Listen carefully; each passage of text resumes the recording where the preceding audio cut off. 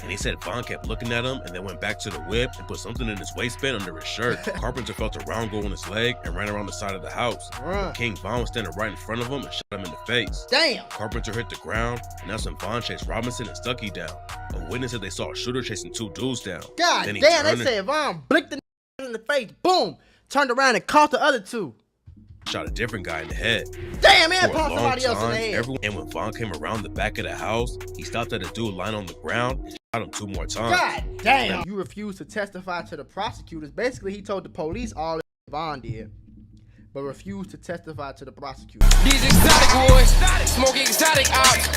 You ain't heard about murder boys, we got exotic glocks. Tied to pull up real fast, with a lot of shots. Bitch, I'm feeling just like Mac, I got a lot of guap. Mula gang, what y'all on? This your boy Mac. Mula, aka Mr. Mula Mac, and I'm back with another video. Y'all know, hold on, man, they don't call me Mr. Mula Mac for no reason. Mula, and I'm Macking, stupid. Anyway, what y'all on, man? Make sure y'all smash that thumbs up button, that subscribe button if y'all new to the channel. Make sure y'all go in the description right now and subscribe to all my channels. I got 2K game, and I'm going stupid on the park. I'm going absolutely dumb on the park. Stay back, shoot, I'm going crazy, boy. I'm going crazy on Call of Duty. I'm going crazy on GTA. I got my main channel busting. I got my vlog channel busting. And my membership channel busting, showing you how to go from broke to rich. I'm really showing you free game how to get that money on. So make sure you get it done on. It goes in the description. You feel what I'm saying? Skate ain't eight. Skate, yeah. But back in 2014, King Vaughn almost went down for a murder after his homie Big Mike flipped on him. Big Mike decided not to testify at the last second and got hit with a 28-year sentence. But now he's coming home, and today we're breaking down the shocking new details in the case. Hold on, he got hit with a 28-year sentence. I remember that. It was one of them bodies that Vaughn got caught up for. Big Mike was finna snitch, but he didn't snitch, and ended up doing 28 years. Get sentenced to 28 years, but now he's saying he got out mysteriously. Interesting. A lot of people have heard about King Vaughn's murder case over the death of Malcolm Stuckey back in 2014, but nobody knew how crazy the story really was. For a long time, people thought Vaughn brought Mike to a party to slide on some ops, and Stuckey just ended up getting caught in the crossfire. But apparently, that's not how it really went down. This is the real story according to court documents and witness statements. On May 29th, 2014, a dude named Marquise Carpenter went to his homie CJ's house for his birthday party. He got there around 10 in the morning and saw his best friend Timothy Robinson was already at the spot with some other people. They spent a few hours just chilling outside, drinking, smoking, and having a good time. But that all changed when King Vaughn rolled up with a girl named Jasmine Mitchell. Vaughn and CJ was homies, but there was static with Carpenter and Robinson from the jump. Carpenter testified that when Vaughn and Jasmine rolled up, Jasmine walked up on the front porch and started flirting with Robinson while Vaughn chopped it up with CJ. Carpenter was like 5 feet away from Vaughn, and he said Vaughn kept looking at him and then went back to the whip and put something in his waistband under his shirt. Vaughn and Jasmine left a little while later, and that's when Malcolm Stuckey showed up. Stuckey and Carpenter were close, and they was meeting up because Carpenter was supposed to be selling his car for him. Carpenter and Stuckey was in the front yard talking for like 20 minutes. Then Robinson saw Vaughn and Big Mike walking up and told Carpenter, "Black boy, there go them niggas." Hold on, y'all, before we get back into the video, because we finna get right back into it, I gotta tell y'all about the Mula membership. The Mula membership is a website that I started a few years ago. Since I started this website, I have been able to put on so many of y'all, and I want you to be the next person to get put on. I'm gonna give you instructional videos, step-by-step instructions. I'm literally giving you lessons out weekly, daily, for you to understand these different categories. We talking about business, financial literacy, credit, crypto, we talking about stocks, we talking about Amazon, we talking about drop shipping, we talking about YouTube. I'm literally giving you the gems to be a boss, the gems to be a successful entrepreneur in 2023. So this is all you have to do. Click the link in the description, sign up right now for the low price of $50 a month, bro. $50 a month. You're gonna get access to a one-on-one help with me. You're gonna get access to my group chats where my experts worldwide work around the clock, 24/7, to make sure you have the best stock and crypto call-outs. That means all you gotta do is buy the same stocks and cryptos that I'm buying and make some of all this bread. Very simple, very easy. On bro, guys, stop waiting. Stop procrastinating. Click the first link in the description right now, especially if you want to be a boss. And if you dead serious, man, if you want to put that work in and get that money on, I'm talking about that easy money on, click that link in the description, shorty, right now, because we only got 2,000 spots, and I would hate to see you be missed out. Skate. That's when Robinson ran off the porch and someone started letting off shots. Carpenter felt a round go on his leg and ran around the side of the house. King Von was standing right in front of him and shot him in the face. Damn! Carpenter hit the ground, and that's when Von chased Robinson and Stuckey down. A witness said they saw a shooter chasing 2 dudes down. God damn, they said Von blicked the nigga ass in the face, boom! Turned around and caught the other 2. Shot a different guy in the head. Damn, man, For a popped long somebody else in time, the head. everyone thought Malcolm Stuckey was just an innocent bystander who got caught up in the situation. But now it looks like King Von murdered him on purpose. It's not clear why he had issues with him, but the witnesses say Von pointed right at him and pulled the trigger. Here's how it went down according to Big Mike's testimony. Von left CJ's spot and pulled up to O Block because he needed backup. So Mike hopped in the whip with Jasmine and Von and went back to the party. They parked down a side street and cut through a field. And when they came back around the side of the house, Robinson spotted them and took off running. Von yelled, "What you running for?" and chased him around to the front of the house. And that's when he started letting off shots. Big Mike saw Stuckey falling to the ground while Von started chasing Carpenter. Robinson was still running, so Mike went after him and dumped his whole clip. Damn! He told detectives he could tell that Robinson got hit because he was limping. After he was out of bullets, Mike ran back to the whip and waited for Von. He could hear more shots going off, and when Von came around the back of the house, he stopped at a dude lying on the ground and shot him 2 more times. God damn! Brenda Jones is CJ's mom, and she testified that Von and CJ had been friends since they was kids. According to her, Von walked inside the house that day, and she told him she was happy to see him and said, "I don't want no mess. Be safe." She was cooking food for the party when she heard shots going off and hit the floor. And when she walked outside, she saw Stuckey dead in the front yard and Carpenter crawling across the street, bleeding everywhere. Von, Big Mike, and Jasmine left the scene, and Mike dumped his gun in the lake later that day. But a couple months later, the cops arrested him, and he started talking. Before his trial started, Big Mike's legal team tried to get his arrest interview suppressed because he was allegedly pressured into giving a statement. The judge denied the motion though, so the jury got to see what went down at the station. And this is how it all played out.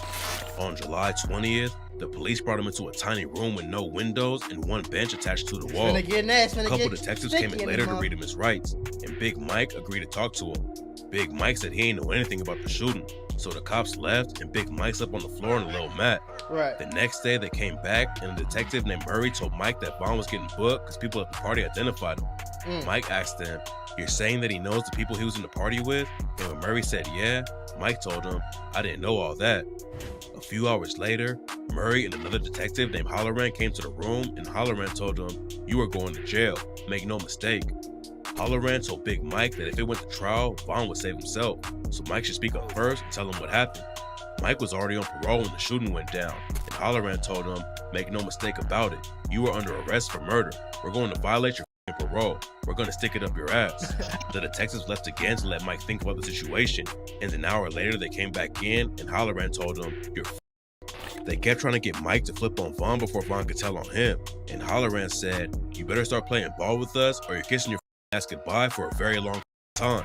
Mike told him that even if it was Von's plan to shoot up the party, that he was still going to jail. But the detectives told him they would let the prosecutors know if Mike helped them out. Mike asked for some time to... You hear what they be saying? I'm gonna let the prosecutors know. So the prosecutors don't have to give. The judge don't have to care. You could do all that snitching and let the prosecutors know, and the prosecutors let the judge and the police do.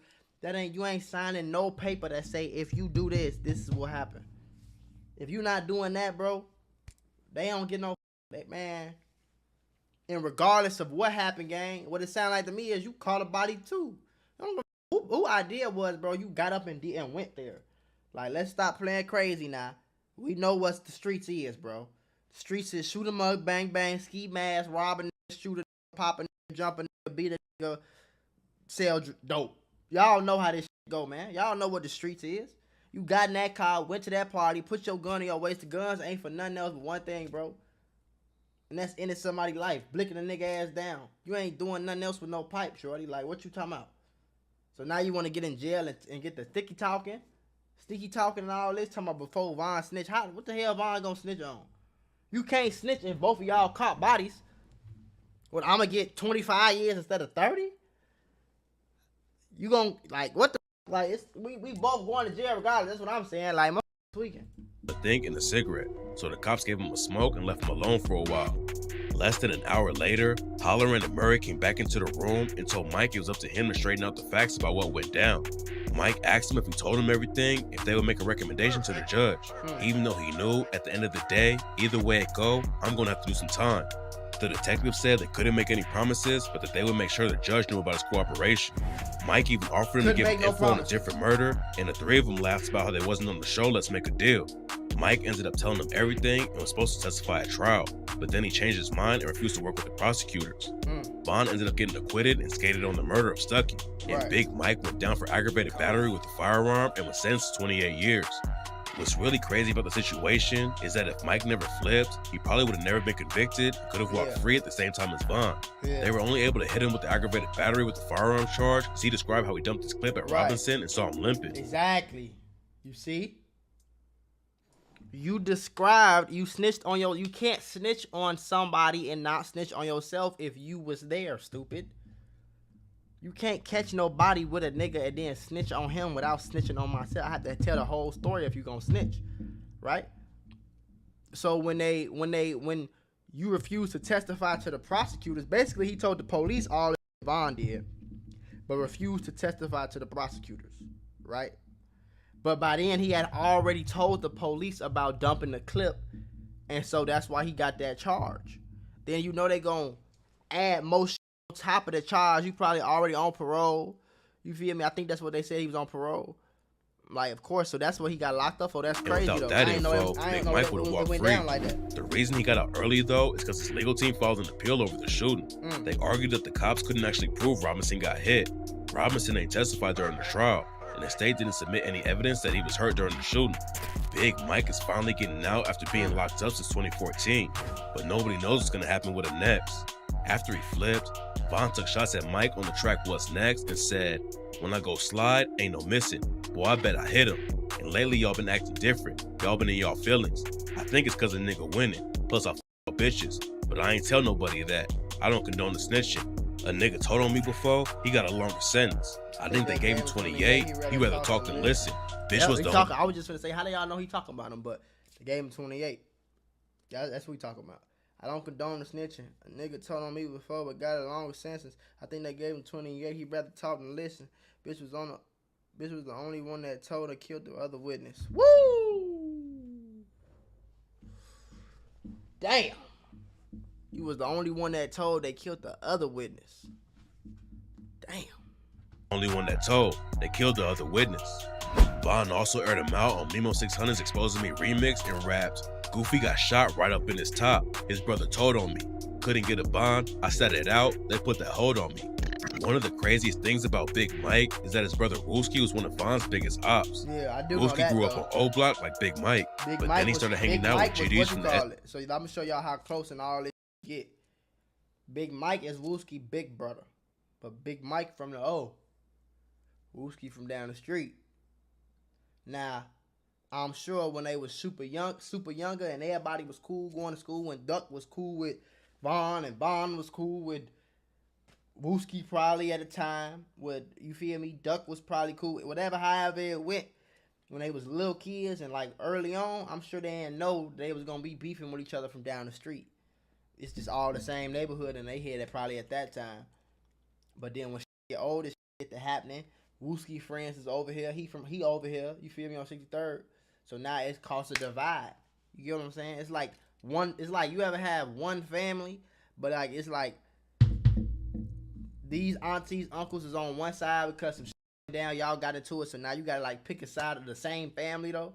But now y'all like into it with each other, and like, you know, it's like that type. STL EBT set like FBG Duck and Tuka. At first he stayed out of the beef and was still living in O Block. But that all changed after he allegedly killed a BD named Reezy. WOOSKI was only around 12 years old at the time, but there was a huge fight between O Block and STL EBT that ended with Reezy getting shot and killed. WOOSKI moved to STL EBT's territory because it wasn't safe for him in O Block anymore. Right. And that's when he became one of their top ops. That's crazy. WOOSKI allegedly killed Vaughn's homie Platoon, so Vaughn clapped back and killed his cousin Modell. They started going back and forth on social media about who was scared of who, but then both of them caught cases and had to chill out for a while. A few years later, the BD slid on WOOSKI's homie Dusky the Man and killed him. Then less than 24 hours later, a BD named Waldo was killed for dissing Dusky on social media. The war was getting crazier every day, but nobody expected what happened next. On the day before Dusky's funeral, Vaughn FaceTimed WOOSKI and said he had a surprise coming. The day they was going to bury WOOSKI, Ruger said he felt like something bad was gonna go down. To be honest, I kind of felt like something, you know what I'm saying, funny was gonna happen. On some real shit. It turns out he was right, and the BDs was camped outside the church ready to shoot. WOOSKI had been one of their biggest ops for years, and when he stepped outside to smoke a cigarette, the BDs allegedly started letting off shots. WOOSKI got hit in the head, but was able to pull through. The recovery wasn't easy though, and he even had to learn how to talk again because the bullet damaged his brain. Even though WOOSKI is his blood brother, the GDs will probably still want smoke with Big Mike if he hops back in the trenches. Hopefully he switches up how he moves and just leaves the streets behind though. He already lost almost a decade of his life in prison, and it would be a tragedy if he got caught up in another case or ended up getting shot like his brother. That shit crazy, bro. Especially because he got out. And like one Vaughn anniversary, the day he died, like a few days ago. That's weird. That's weird. But they say it's because he filed a motion. He said he felt it because he filed a motion. So like, basically, y'all heard what he said. Hey, man, y'all see what the streets come with though, right? Ski, it should not be worth it. I'm telling you.